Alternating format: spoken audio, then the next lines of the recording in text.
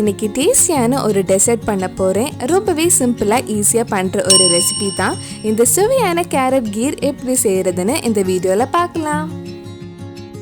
First 3 cup பால் சூடு பண்ண வச்சுருக்கேன். பால் சூடானதும் ஒரு 20-25 நிமிஷம் லோ ஃப்ளேமில் வச்சுருங்க. பால் அடி பிடிக்காமல் இருக்கிறதுக்கு நடுவில் கொஞ்சம் கிண்டி விட்டுக்கோங்க. பால் கொஞ்சம் வத்தணும். அதுக்குள்ளே நம்ம கொஞ்சம் துருவன கேரட் வதக்கலாம். கேரட் வதக்கிறதுக்காக ஒரு பேன்ல 2 டேபிள் ஸ்பூன் நெய் எடுத்திருக்கேன். இதுல 1 கப் துருவின கேரட் போட்டு வதக்க போறேன். ஒரு 10 நிமிஷம் கிட்ட நல்லா வதக்கிக்கோங்க. நம்ம சேனல்ல இதுக்கு முன்னாடி பண்ண carrot halwa, sweet recipe, cook with கோமாளியோட ரெசிபிஸ் எல்லாம் உங்களுக்கு பார்க்கணும்னா அதோட லிங்க் கீழே டிஸ்கிரிப்ஷன்ல இருக்கு. அந்த ரெசிபிஸும் போய் பாருங்க. இப்போ 10 நிமிஷம் கிட்ட ஆயிடுச்சு. கேரட் நல்லா வதக்கி இருக்கு. இனி கேரட் கேரமலைஸ் பண்ணுறதுக்காக 2-3 டேபிள் ஸ்பூன் சுகர் ஆட் பண்ணலாம். கேரட் கேரமலைஸ் ஆகிற வரைக்கும் லோ ஃப்ளேமில் கிண்டி விட்டுட்டே இருங்க.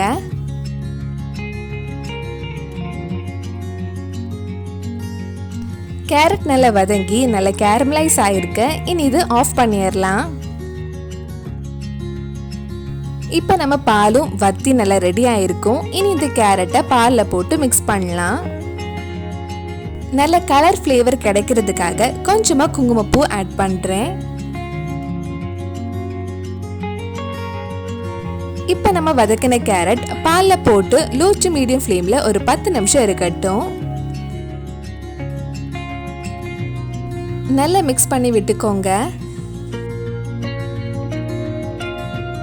இந்த கேரட் கீர் சூடாக சாப்பிட்றத விட இது ஆறுனதுக்கு அப்புறம் ஃப்ரிட்ஜில் வச்சு ஜில்லுன்னு சாப்பிட்டா இன்னும் டேஸ்ட் ரொம்ப நல்லா இருக்கும்.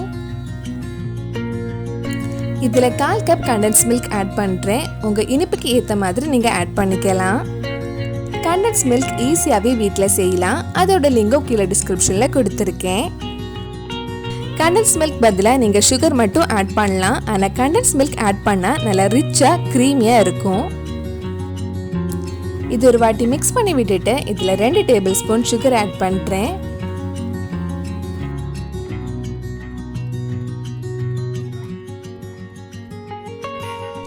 நம்ம கேரட் கீர் ஆல்மோஸ்ட் ரெடி ஆயிடுச்சு. கடைசியாக இதில் 1/2 டீஸ்பூன் ஏலக்காய் பொடியும் கொஞ்சம் நட்ஸும் ஆட் பண்ணால் சூப்பரான கேரட் கீர் ரெடி ஆகிடும். இந்த சுவையான கேரட் கீர் கண்டிப்பாக நீங்களும் உங்கள் வீட்டில் செஞ்சு பாருங்கள். பிடிச்சிருந்தா இந்த வீடியோவை லைக் பண்ணுங்கள். உங்கள் ஃப்ரெண்ட்ஸ் அண்ட் ஃபேமிலிக்கு ஷேர் பண்ணுங்கள்.